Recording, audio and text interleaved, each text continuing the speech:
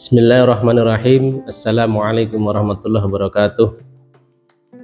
Alhamdulillah alladzi ja'alana syahr Ramadan linaili rahmah wa linaili maghfirah wa linikmat angitkum minan nar bi Muhammad sallallahu alaihi wasallam wa ala alihi wa azwajihi amma ba'd.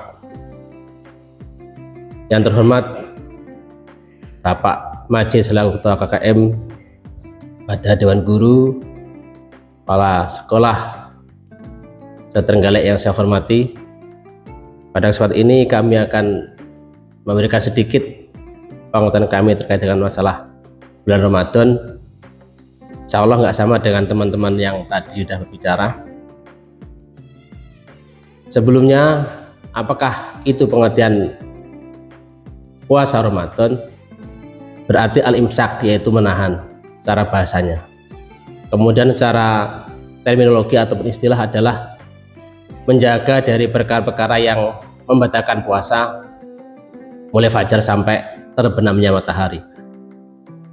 Kemudian apa saja perkara-perkara yang berhubungan dengan bulan puasa atau dengan puasa, yaitu yang pertama adalah niat,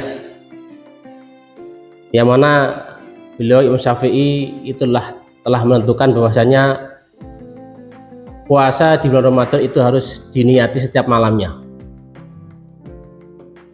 Akan tapi untuk menjaga supaya kita tidak salah ataupun lupa ketika malam niat, ini beliau ikut atau taklid pada Imam Maliki dan redaksi niat, yaitu nawaitu somakhotin hadis sanati taklidan li Imam Malikin fardhulillahi ta'ala. Saya niat bulan puasa, selama bulan puasa pada tahun ini karena taklid atau ikut pada Malik fardu karena Allah Ta'ala. Ini harapannya supaya ketika kita puasa itu tidak lupa, atau ketika lupa niat itu puasa kita tetap dianggap sah.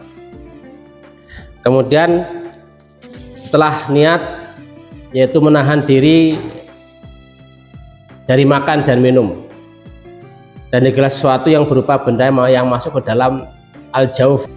Yang ketiga, menahan bersenggama atau bersetubuh. Jadi bagi manten-manten baru yang masih barusan menikah, untuk lebih menahan diri.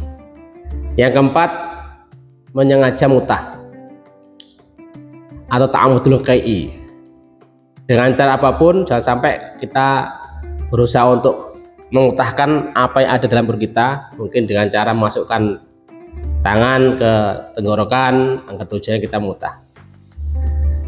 Kemudian ini ada beberapa lagi juga perkara-perkara yang membatalkan puasa. Insya Allah ada 10.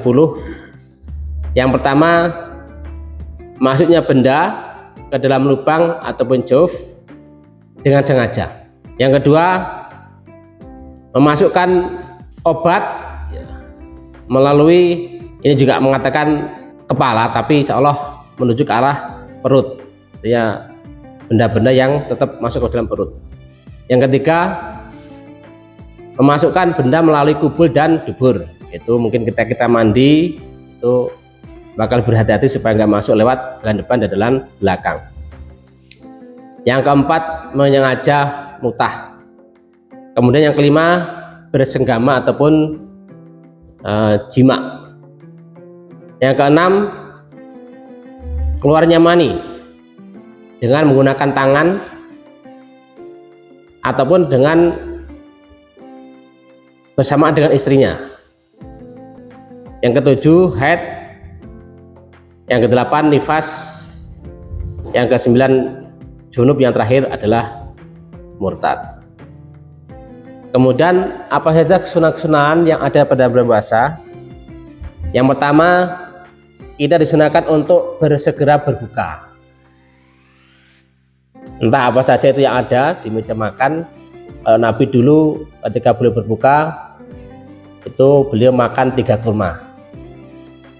Nanti kalau nggak ada, dengan air-air yang manis, bisa kopi, bisa teh, atau mungkin menggunakan es. Kita orang Jawa itu sudah terbiasa kalau buka pasti ada macam-macam makanan di atas meja.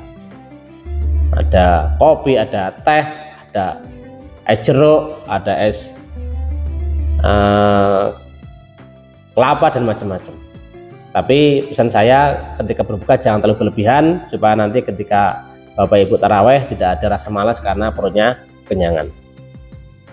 Yang kedua, kesunahan dalam puasa adalah mengakhirkan waktu makan sahur. Tasaharu fa inna fi sahuri barokah. Sahurlah kalian karena dalam sahur itu ada barokahnya. Kalau bisa sebelum makan sahur jam 3 itu gunakan untuk qiyamul lail, salat malam. Soalnya akan nikmat.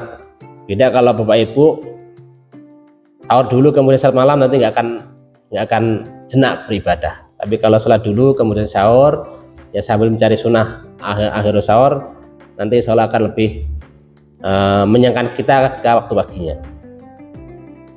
Yang ketiga, menjaga lisan dari perkataan yang kotor.